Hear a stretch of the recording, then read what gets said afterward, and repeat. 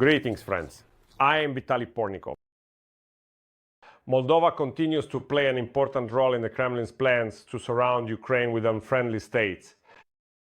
The Prime Minister of this country, Dorin, Recean, says that the Kremlin is planning to deploy a 10,000-strong military contingent to the territory of the self-proclaimed Transnistria Moldovan Republic, which could play an important role in further destabilizing the situation in the region. In recent years, Moscow has had no opportunity to change the composition or technical equipment of the Russian forces stationed in Transnistria. Such initiatives are firmly blocked by both Kyiv and Chisinau. As is well known, Ukraine long ago closed Russian military transit through its territory. And after the start of the large-scale war between the two countries, the idea of such transit is simply unthinkable. But the Republic of Moldova has also stopped military transit to Transnistria through the international airport in Chisinau. In order to resume such transit, in order to use Moldova's airspace, a change of government in that country is crucial. That is why Russia has made so much effort to get its own candidate elected as president of the Republic of Moldova. That is why the Kremlin now sees the upcoming parliamentary elections in that country as an opportunity for a comeback. And that is why the new overseer of the Moldovan direction in the Russian presidential administration is now the first deputy chief of staff, Sergei Kiriyenko, whose political clout is incomparable to that of the previous overseer of the Moldovan direction, deputy chief of staff, Dmitry Kozak. Moldova is just one part of the Kremlin's grand plan. Russia is spending enormous amounts of both financial and informational resources to support not only pro-Russian, but also far-right and far-left political movements in the countries surrounding Ukraine. The successes in this area are evident. In the Kremlin's fantasies, the far-right candidate George Simeon became president of Romania after the first round of elections, when he received 45% of the vote. Fortunately, Simeon did not manage to become the actual president or increase the number of Romanians willing to vote for him in the second round. Nevertheless, the very fact that such a large number of voters in Romania supported the far-right candidate destabilizes not only the situation in that country, but of course also in neighboring Moldova. In Poland, the new president of the country, this time a real one, not a product of the Kremlin's fantasies, Karol Nawrocki, was able to win the election only thanks to the electorate of far-right candidates who oppose support for Ukraine and in many ways facilitate the creeping propaganda offensive of the Russian Federation against the most important country on the border between Poland and Russia, Ukraine. And there is another very important point in particular, the existence of governments willing to listen to Moscow in two countries that share a border with Ukraine.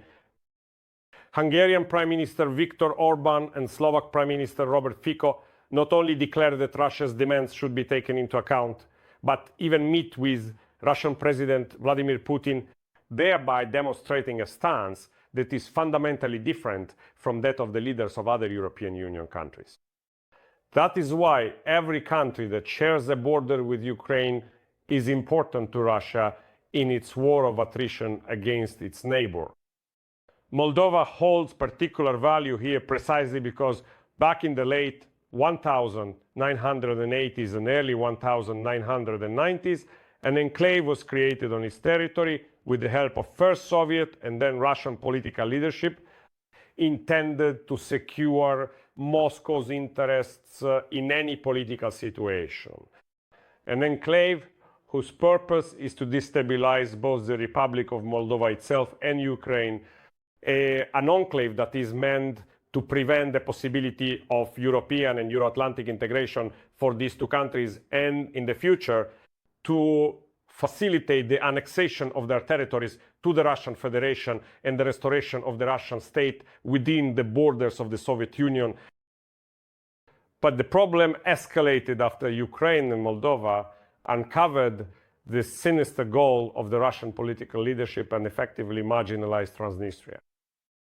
It is already clear that if Russia fails to achieve a decisive victory in its war of attrition against Ukraine, the days of Transnistria are numbered.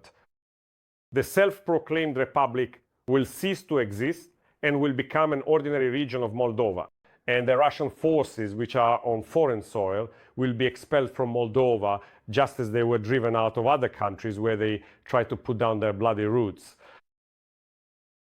The involvement of the Russian leadership, Russian chauvinists, and the Russian special services in the parliamentary elections in the Republic of Moldova is precisely intended to prevent such a development of events. And that is why the Prime Minister of the Republic of Moldova is absolutely right when he speaks about the real plans of the Kremlin regarding Transnistria. To take advantage of the opportunity for a change of power in Moldova and force a puppet leadership, which may come to power as a result of new parliamentary elections to fulfill Moscow's wishes. This is what the Russian handlers might be discussing with representatives of the Party of Socialists of the Republic of Moldova, the Communist Party, and other pseudo-Moldovan, but in reality Russian political groups on Moldovan soil.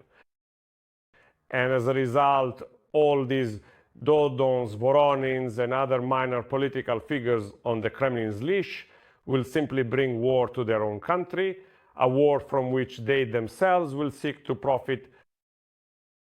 As we know, there is nothing new about this either. Russia's puppets in Ukraine, Yanukovych, Azarov, Medvedchuk, and other sinister figures really did bring war to their own country when they failed to accomplish the dismantling of Ukrainian statehood and the final plundering of a country that was always foreign to them, always just an appendage to the state of their masters and handlers. Will Moldovan voters be able to avoid repeating the mistakes of Ukrainians against the backdrop of the ongoing Russian-Ukrainian war? That is a big question. But hope for common sense always remains, even in the most hopeless political situations faced by Ukraine's neighboring European countries in these difficult years. Thank you, friends. Stay on this channel, subscribe to it, follow me on my social media, and on my Patreon, Buy Me a Coffee and Donatello channels, which help support the development of these resources. Make use of the sponsorship feature right here on YouTube. Peace to you all.